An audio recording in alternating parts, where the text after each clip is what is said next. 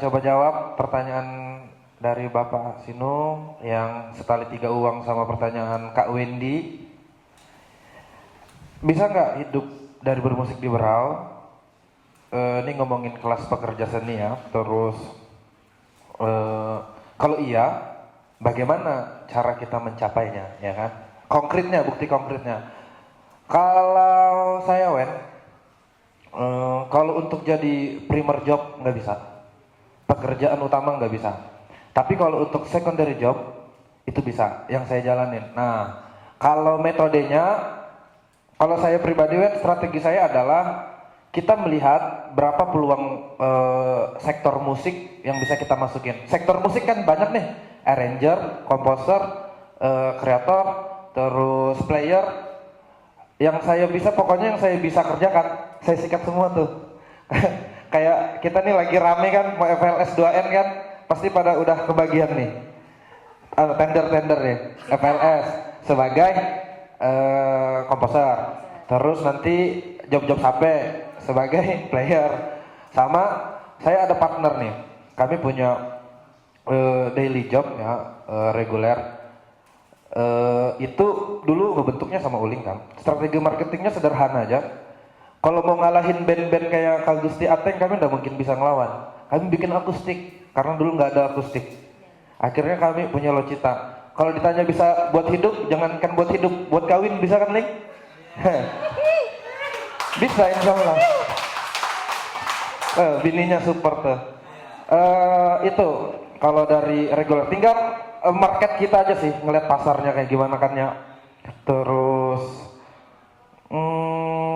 mau nambahin sedikit persoalan kenapa pakai shot dilarang, terus tradisi dan kreasi itu, nah tadi dari Kak Daiki. Kalau dari pandangan saya ya Daiki, saya paham karena kita satu otak nih, boleh jujur satu otak karena satu pabrik kan. Cuman ini pandangan saya ya Daiki. Dalam seni kan ada dua tuh, art for something else sama art for itself kan. Kalau art for itself ini seni untuk seni itu sendiri. Ya kita ngomongin estetika nih, nggak kena apa-apa. Pokoknya estetika aja, estetik kayak gitu. Tapi kalau seni untuk hal yang lain, for the others itu ayat yang susah. Tadi pagi itu menarik, Pak Jambit ya bahas tentang cewek pakai mandok. Itu menarik itu. Kalau kita Daiki biasanya kan riset, lihat bahannya, riset, terus ini jadiin karya gitu kan. Ternyata tadi pagi baru tahu, Kim, agak susah di sini, men. Ada kaidah-kaidah yang betul-betul nggak bisa kita tabrak tuh. Jadi misalnya,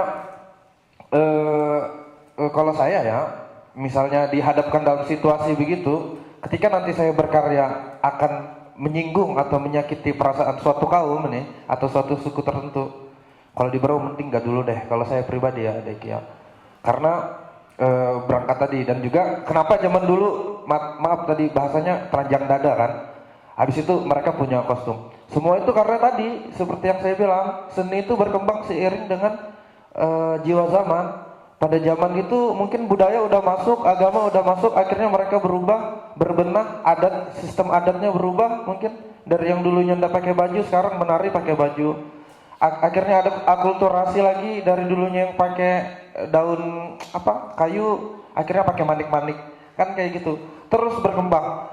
Nah tinggal PR kita nih, kita mau kembangin turun ke bawahnya kayak gimana nih, mau kita bikin kayak gimana, itu PR kita bersama saya rasa, mulai dari yang tua, yang muda, kita generasi sandwich yang di tengah-tengah kejepit, bingung mau apa-ngapain kadang-kadang seperti itu. Mungkin yang bisa saya sampaikan buat saudara Daiki, semoga bisa diterima. Terima kasih. Baik, terima kasih. Nggak terasa ya waktu, ternyata kita udah sekian jam ngobrol-ngobrol santai. Nah, saya ingin minta waktu dan closing statement dari Bapak Safrudin Pernyata selaku Ketua Rumah Tirtonegoro Samarinda, untuk closing statement dan mungkin pesan atau pesan kesannya gitu ya dalam kegiatan kita malam hari ini. Kepada Bapak Safrudin Pernyata, disilahkan. Syahril, iya. Boleh kepada Bapak Syahril.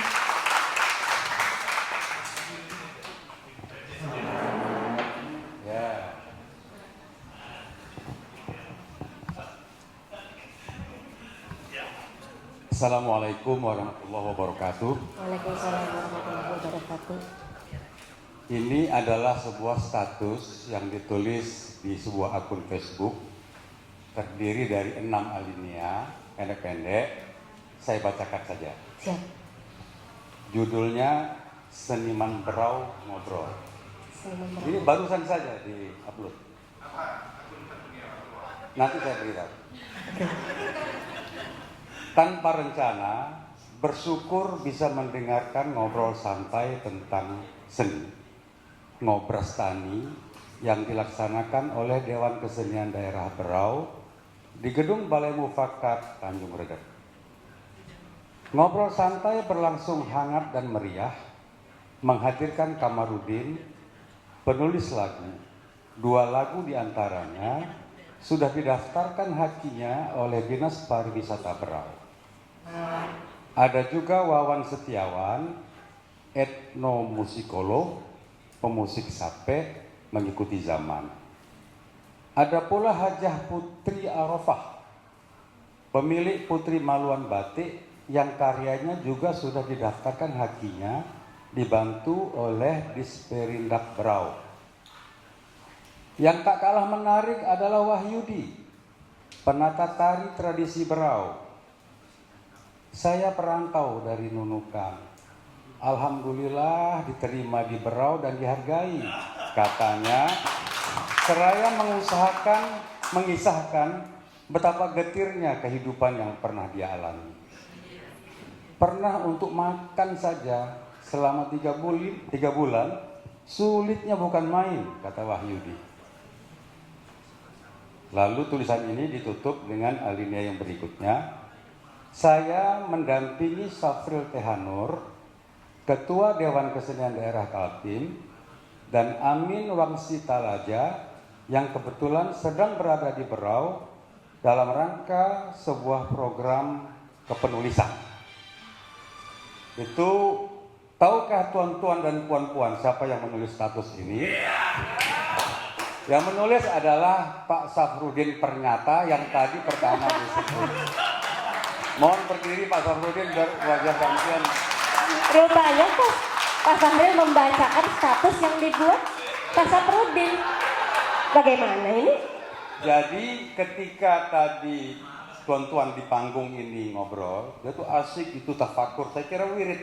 Ya. Itu ternyata ini yang dibuatnya. Masya Allah. Oke, saya teruskan ya.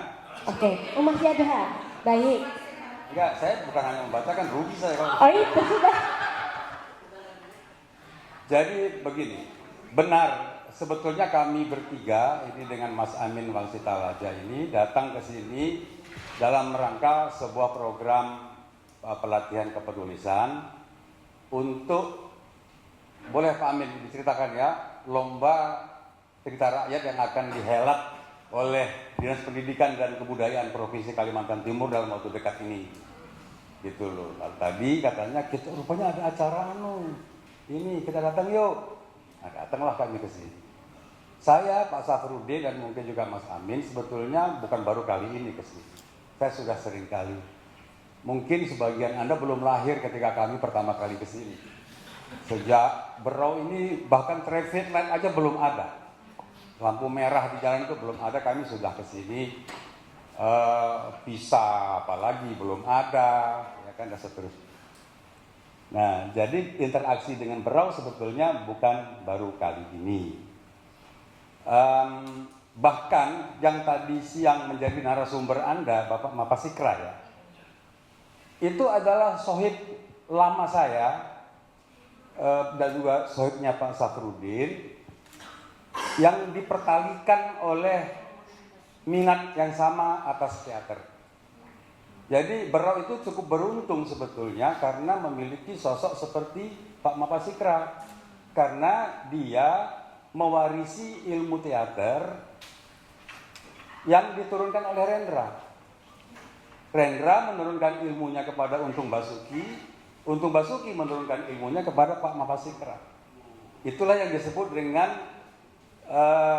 metodologi Rendra. Jadi teater metodologi Rendra yang juga akarnya adalah seni tradisi.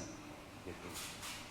Nah, jadi bukan baru pertama kali ini kami ke sini, dan keluh kesah Anda mengenai kesenian yang belum bisa memberi Anda penghidupan, ya kan? Lalu fasilitas yang sangat minim, itu memang hal baru bagi saya karena baru saya dengar 40-an tahun yang lalu. Gitu. Jadi sejak dulu pun sudah seperti itu situasinya. Jadi kata orang Arab tuh la tahzan, jangan berduka, gitu kan? Karena apa? Di tengah segala keterbatasan itu toh lahir juga seorang koreografer tenar Bagong Kusudiarjo, ya kan? Di tengah segala keterbatasan itu toh lahir juga seorang Avandi. Di tengah segala keterbatasan itu toh lahir juga seorang Khairil Anwar. Nama-nama besar di dalam jagat kebudayaan Indonesia. Wah, ini Dewan Kesenian membela diri. Sepertinya Anda gak berbuat apa-apa dong untuk situasi ini, begitu kan? Jangan juga khawatir, tuan-tuan. Di Dewan Kesenian, kami, provinsi terutama, itu sangat kencang melakukan diskusi-diskusi informal. Kami mencoba mencari tahu kenapa ya kok perlakuan terhadap kita ini betapa kejamnya. Kalau untuk olahraga di Samarinda itu Anda tahu, ada sebuah stadion yang sangat besar yang dibangun menjelang PON 2004 kalau nggak salah. 2008 ya. Lalu ada stadion Madia di Sempaja, ada stadion Segiri. Belum lagi lapangan-lapangan bola di berbagai kampung. Kenapa ya untuk olahraga begitu rupa perlakuannya? Gedung KONI itu belum rusak di Provinsi Kaltim itu, yang di Segiri itu belum rusak, masih sangat bagus. Itu aja sudah dibangunkan lagi gedung yang bertingkat-tingkat di dekat Stadion Madia. Gitu. Tapi kenapa untuk kesenian kok perlakuannya begitu kejam, begitu? Padahal setiap pejabat tinggi yang bicara di depan khalayak selalu bilang kesenian itu sesungguhnya memerankan peranan sangat penting.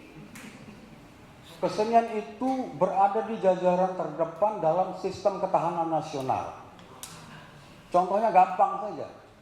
Coba aja tiba-tiba orang Malaysia suruh narikan reog. Ngamuk orang Ponorogo, itu punya kami. Begitu kan? Tapi nyatanya tidak pernah ada upaya yang terstruktur, yang terukur untuk menjaga itu sebagai milik kami. Kan? Nah sudah tahu begitu, kenapa kesenian diperlakukan seperti ini? Nah kami lakukan mengkaji, ternyata persoalannya bukan salahnya pemerintah juga, salahnya seniman juga, gitu. Antara lain, gitu kan? Apa itu? Gimana salahnya? Yang pertama, karena seniman, terutama mereka yang di Dewan Kesenian, melihat seakan-akan persoalan kesenian itu sekadar persoalan membuat event-event. Dia tidak bermain di wilayah yang lebih strategis. Kenapa ini terjadi? Saya bisa menjawabnya malam ini setelah melewati proses yang berlangsung kurang lebih 2 tahun ketika kami di Dewan Kesenian Provinsi Kalimantan Timur memperjuangkan sebuah perda yang hari-hari ini bernama Perda Pemajuan Kebudayaan. Begitu. Itu baru disahkan belum lama ini. Dan diakui sebagai salah satu yang terdepan di Indonesia dalam memberi perlindungan kepada kerja-kerja kebudayaan. Gitu. Selain, sebetulnya kalau mau dibilang nomor 1 juga bisa. Selain Kaltim itu kan Jogja punya perda itu. Cuman Jogja itu kan basis kulturalnya kan bersandar pada keraton. Kaltim ini unik. Kaltim ini basis kebudayaannya ada 4. Pesisir, pedalaman, keraton, apalagi Pak Safruddin? Ya begitulah. Gitu. Beda dengan Jogja. Gitu. Beda dengan Jogja. Jadi boleh dikata Kaltim adalah yang pertama melahirkan Perda Pemajuan Kebudayaan. Kita di para penari itu kan sering membawakan jepen. Jepen itu kita konon katanya berasal dari tanah Melayu. Riau saja yang biangnya itu nggak punya perda seperti yang kita. Nah itu yang kita lakukan. Ada apa dengan perda? Begini. Pemerintah itu, tuan-tuan, kalau mengeluarkan uang, jangan Anda bayangkan seperti kita mengeluarkan uang di warung. Pemerintah itu mesti mempertanggungjawab uang ini pemberiannya dasarnya apa. Nah, terhadap olahraga itu ada undang-undangnya. Terhadap kepemudaan ada undang-undangnya. Terhadap kesenian, apalagi Dewan Kesenian, sejauh ini baru ada satu Inmendagri nomor 5A zaman Pak Rudini. Inmendagri itu nggak punya kekuatan hukum. Tapi kalau perda, bupati atau gubernur tidak mengucurkan dana bagi kegiatan di bidang kebudayaan dan kesenian, dia melanggar perda statusnya. Begitu. Jadi ada kekuatan pemaksa. Begitu.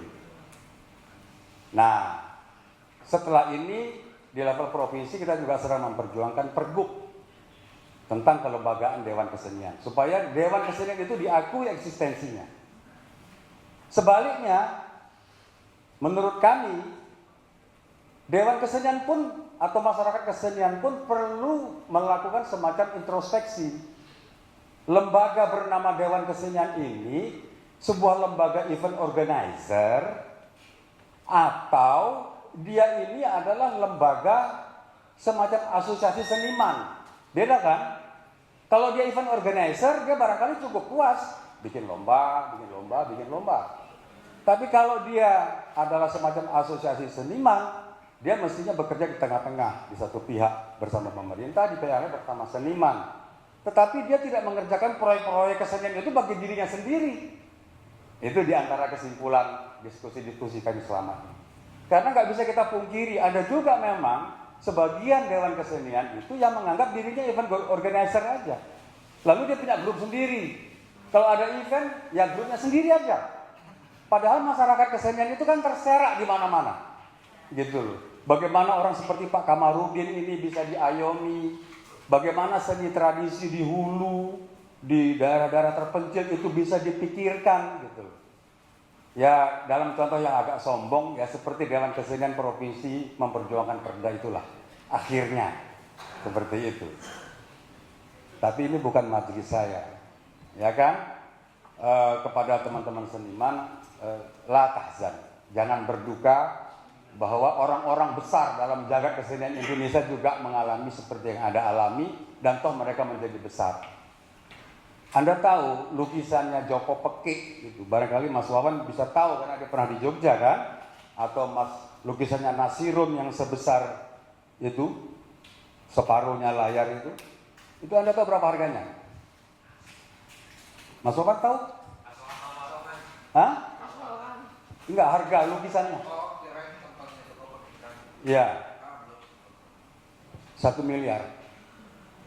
1 miliar. Percaya Anda 1 miliar lukisan segede gitu. Gitu kan? Jadi kalau dikatakan kesenian bisa menghidupi nggak? Ya tergantung bagaimana cara kita menjalani. Assalamualaikum warahmatullahi wabarakatuh.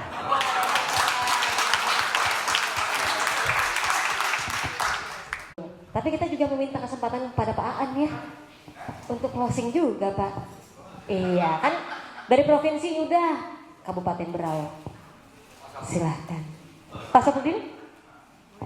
Oh iya, boleh.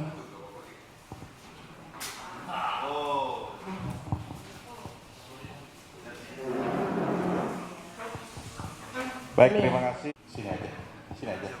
Hah? Sudah gede badan.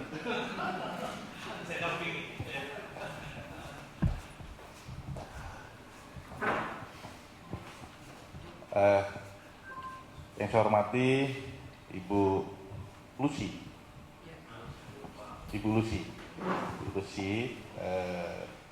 dari Dinas Pariwisata dan Kebudayaan Provinsi Kalimantan Timur. Oh, Dinas Pendidikan, mohon maaf. Dinas Pendidikan dan Kebudayaan. Ayahanda kami beserta rombongan Ketua DKD Provinsi saya ketemu beliau ini dengan Pak Mapasikra sekitar tahun 2017 atau 2018 Pak ya. Kita nongkrong di salah satu warung kopi, diskusi tentang seni ketika itu. Pak Saprudin ikut nggak ya? Ikut ya, yang di sana di Pulau Sambit.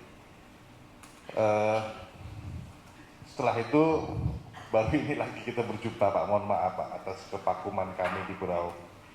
Namun dengan segala keterbatasan dan kekurangan kami coba jatuh bangun lah untuk memberikan perhatian kepada dunia seni di Kabupaten Berau.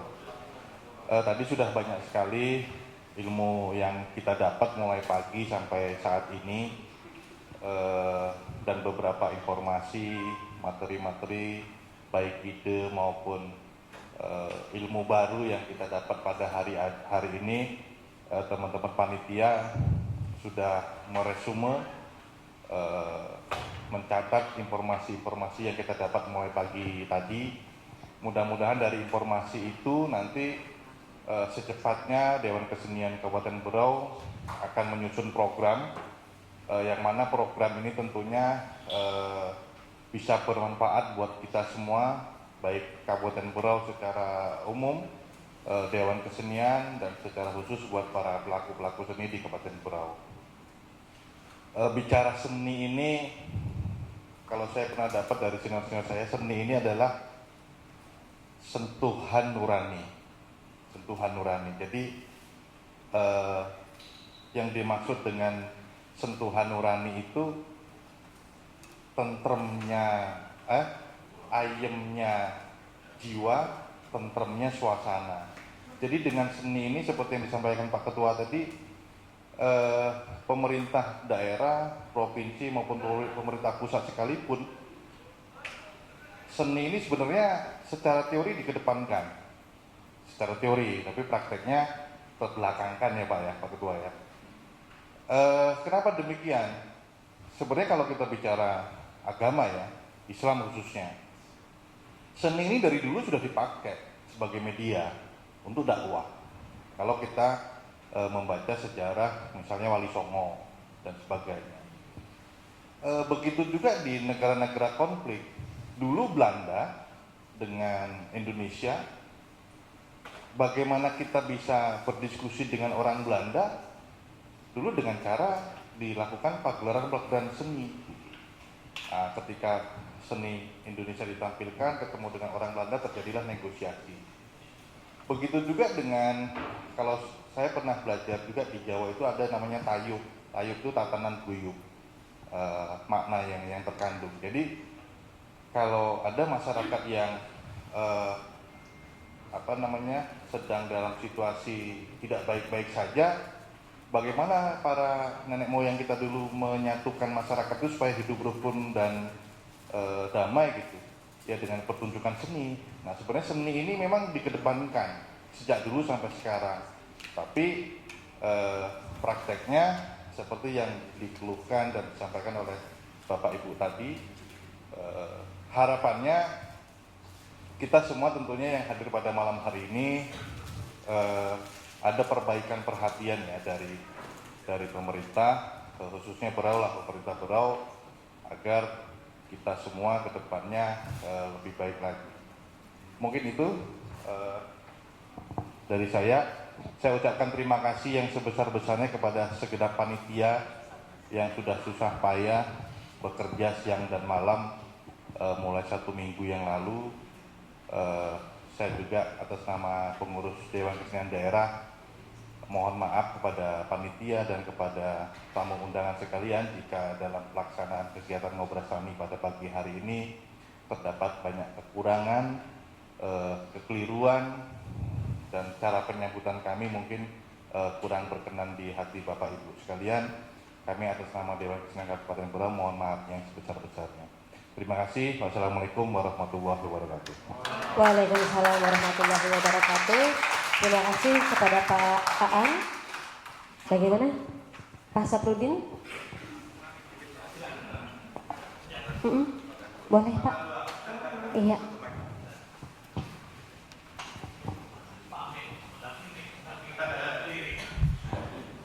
Sesama Saprudin aja sih. Bersama Saprudin.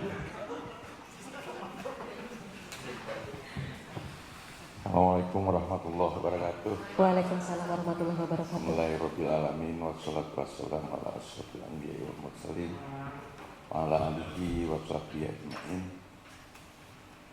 Alhamdulillah malam ini saya bisa hadir di sini meskipun sama sekali di luar perkiraan, karena saya begitu diajak keluar oleh Ibu Rena dan Bu Lucy dari Dinas Pendidikan. Mana ya Bu Lucy ya? Berdiri Bu Lucy. Nah itu orang paling cantik di wanita paling cantik di Hotel Palmi ya. Palmi mana? Itu saya berpikirnya apa diajak makan tadi. Makan malam karena memang saya sengaja tidak makan gitu. Makanya saya kerjaan saya makan tadi di situ sambil bikin status Facebook, dan saya daftar juga pas April baca status saya itu baca. Tapi saya jujur, saya berterima kasih dan luar biasa. Saya senang menghadiri acara ini sehingga saya lupa dengan apakah malam ini harus makan nasi atau tidak. Tapi tidak apa-apa karena sudah saya makan beberapa kuenya. Enak banget, dan Pak Sapri itu sampai saya colek-colek tuh apa nama makanannya itu ya. Yang ada lain, yang ada itu Lepetar. antat apa pandan apa ya? Ada kok. Apa panitia? Kuala Lumpur. Kue lumpur ya, Kue lumpur. Masya Allah. Dua itu saya makan di situ, satu yang ada di dalam kotak, satu yang di luar itu saya makan.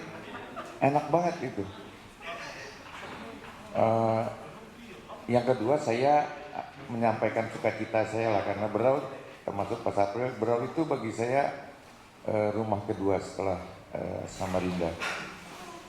Kenapa? Karena Berau betul Bu, karena saya 1978 sudah datang ke Berau, waktu itu bupatinya Pak Master John, dan bersama-sama beliau menghadiri satu kegiatan MTQ di Biduk-Biduk. Dan tidak lama setelah peristiwa itu, orang tua yang saya kenal namanya Kabak Kesra ya, ayahanda dari Profesor Haji Ratna Kusuma, si siapa ya, bapak itu, dan itu meninggal dalam, oh bukan bapak itu ya, satunya Kabak Hukum waktu itu meninggal dalam perjalanan karena kecelakaan speed ya. Saya sendiri tahun 80 jalan darat dari Tanjung Redep ke Berau, dari Tanjung Redep ke Berau, ini udah kacau nih. Tahun 81 ya, ini memang udah malam ya, mohon maaf. Tapi saya karena diberi kesempatan, jangan salahkan kalau saya bercerita kisah manisnya hidup di Berau. Saya pergi ke Talisayan dengan ketua PBI waktu itu Pak Hipni Effendi, 81 itu berarti 42 tahun yang lampau ya. Itu tidak ada jalan darat kan seperti sekarang, pakai kapal, dan begitu sampai di Muara di Amuk Badai itu saya sudah mengatakan, ya Allah, apakah saya harus mati bujangan di sini ya gitu. Ya karena kabut ya, tidak kelihatan pantai. Saya lupa Camat Talisayan waktu itu, dia dengan gagah berani berada di haluan, Pak Satu di haluan, untuk menyemangati para wartawan, termasuk wartawan namanya Mas Dari Ahmad Sikarut itu, yang kenal Sikarut bermibah. Dan begitu reda, ternyata Talisayan ada di depan gitu. Dan sejak itulah saya mengenal yang namanya Biduk-Biduk tahun 81. Dan ketika Labuan Cermin terkenal sekarang, sebenarnya saya beruntung karena pada saat itu 2 tahun yang lalu saya sudah tahu Batu Putih dan Biduk-Biduk. Tapi Labuan Cermin ya, cuman sekarang Batu Putihnya sudah tidak ingat lagi seperti apa tampangnya karena sudah 40 tahun yang lampau. Yang kedua, perjalanan yang indah di Berau ini Pak Sapir adalah orang anak muda sekarang tidak kenal dengan bahwa Berau ini memiliki satu tempat yang indah, cuman sekarang saya nggak tahu apa masih seperti itu dulu. Saya kan masih bujangan pas April tahun 82, saya ke Berau lagi, dan itu ada namanya Bukit Berbunga. Iya betul ya, di Sambaliung kan. Nah itu saya tahu itu Bukit Berbunga, dan saya datang ke sana dengan almarhum Budiantoro, reporter TVRI di sana. Itu di Sambaliung. Waktu itu lagi hit-hitnya lagu Bukit Berbunga. Ya Bukit Berbunga ya itu. Lagu iya tapi lagu Uci ya. Oh Cibing Selamat itu. Kemudian yang sangat mengharukan saya adalah ketika saya juga mengenal seseorang di Berau ini, dan itu melahirkan sebuah novel saya yang judulnya Aku Mencintai Musa Nyuan. Nggak bisa dilihat di Facebook ya, karena ada 10 novel, tapi dari 10 novel itu satu novel itu yang memang itu novel pertama dan tidak saya tulis di Facebook. Aku Mencintai Musa Nyuan, mungkin kalau 5 eksemplar masih ada di rumah. Nah, sudah habis karena itu novel pertama saya bikin tahun 2015 ya, 2015 ketika saya masih di Bandiklat Provinsi. Jadi bagi saya Berau sesuatu yang indah, mulai dari zamannya Pak siapa, habis Pak Mardhani, Pak Armin, kemudian Pak Arifin Saidi, luar biasa orang tua itu, sampai akhir-akhir hayatnya pun saya masih kontak dengan beliau. Baru Pak Mas Duni yang kadang-kadang saking baik hatinya menawarkan saya untuk menggunakan perahu. Dia tuh suka kalau sore pergi memancing ya. Dia punya kapal sendiri. Kemudian Pak Makmur yang kira-kira kemarin sebelum ada masalah di Kaltim itu, saya sempat bertegur sapa di RRI dengan Pak Makmur. Jadi bagi saya di Berau itu sangat luar biasa. Dan kira-kira 30 tahun yang lampau itulah saya mengenal ada satu tarian sebenarnya di Berau ini yang menurut saya menarik gitu ya. Saya ingat-ingat, ini apa tarian Berau apa bukan gitu. Tariannya itu seperti saya nonton tari hula-hula apa ya. Bukan juga hula-hula, tapi ada yang bilang ini tarian dari pengaruh dari Filipina katanya. Daling apa gitu ada namanya ya. Ada ya daling ya. Itu suku Bajo apa memang ya? Ada daerah pesisir banyak ya menggunakan itu. Sampai waktu itu saya sampai berpikir kalau saya menikah dengan orang sana, orang pantai. Tapi nggak tahu juga sampai hari ini belum dapat jodoh dari pantai itu. Dapatnya jodoh dari Balikpapan. Jadi saya tidak bercerita seni, tapi saya ingin mengatakan bahwa ini Berau luar biasa. Jangan pernah kita tidak bangga, karena menurut saya kebanggaan itu yang membuat kita peduli pada Berau. Bayangkan seorang Wahyudi yang jauh dari Nunukan dan dia bilang di Nunukan, kalau saya tidak salah tangkap ya, dia di Nunukan tidak terlalu mendapatkan respon, tapi di Berau dia mendapatkan respon. Ini harus dipelihara.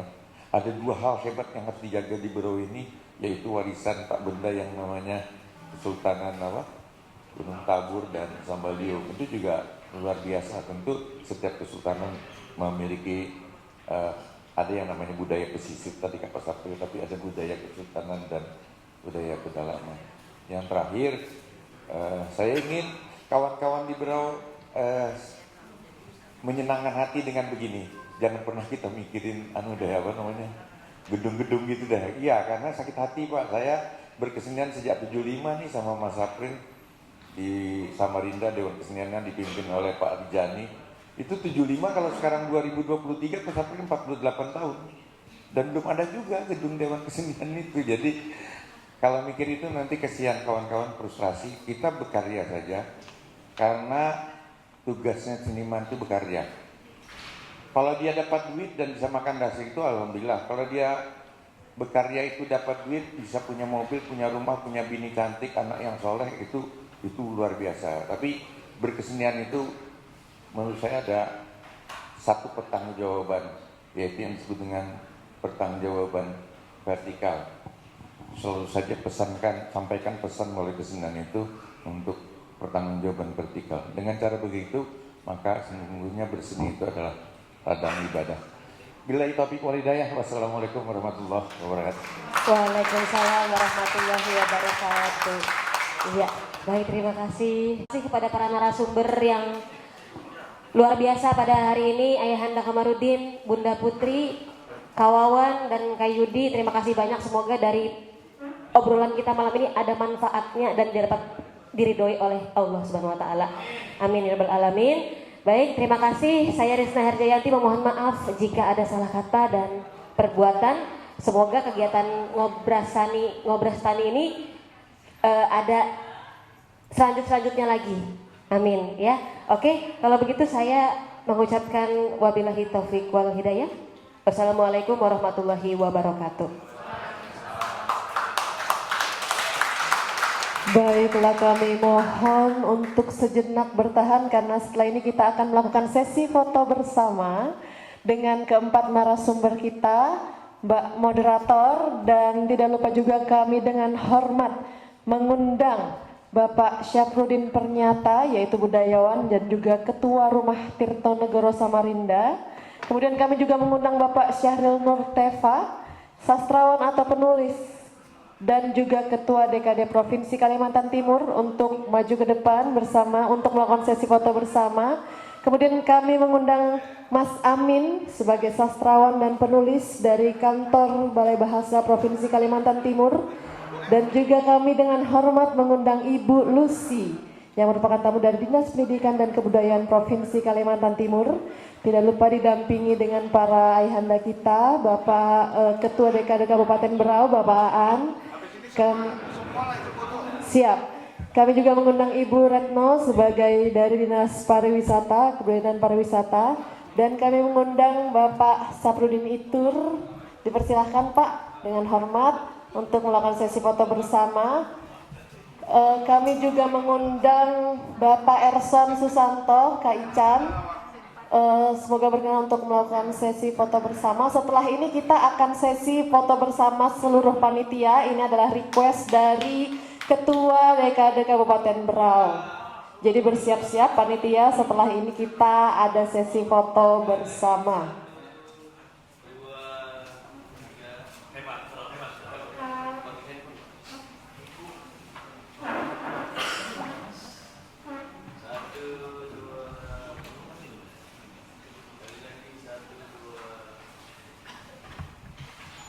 Baik, mohon untuk bertahan sejenak.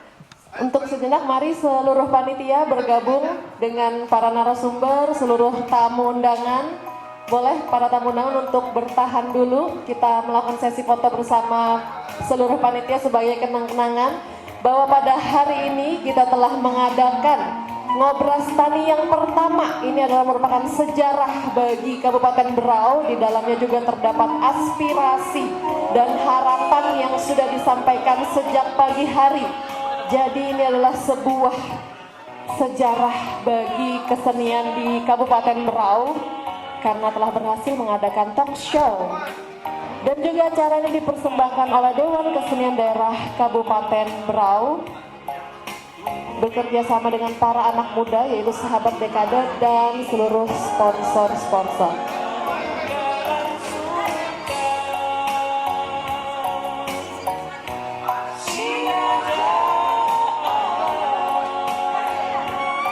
Baiklah, sudah siap? Yang moto siapa? Kata Pak.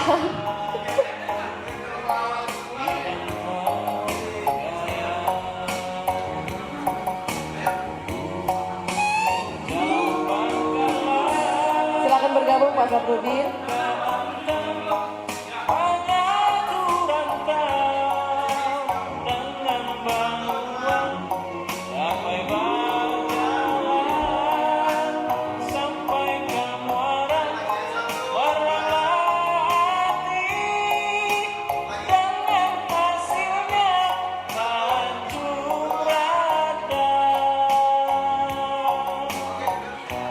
Baiklah, dengan berakhirnya sesi foto bersama ini, maka sebentar lagi saya akan menutup acara kita pada malam hari ini. Kami persilakan tamu undangan untuk kembali ke tempat. Ya, semoga setelah ini kita dapat melakukan kerjasama ya, para seniman-seniman muda dengan Dewan Kesenian Daerah. Dan semoga setelah adanya talk show ini ada aspirasi dan harapan yang bisa diwujudkan dan dapat tercipta kerjasama dan program lanjutan dalam acara dan dalam kebijakan Dewan Kesenian Daerah Kabupaten Berau. Kami ucapkan terima kasih atas segala tamu undangan, para peserta dan seluruh panitia. Kita akan bertemu lagi di Ngobras Tani selanjutnya. Saya Erin Merdekawati, mohon maaf jika ada kesalahan. Assalamualaikum warahmatullahi wabarakatuh dan selamat malam.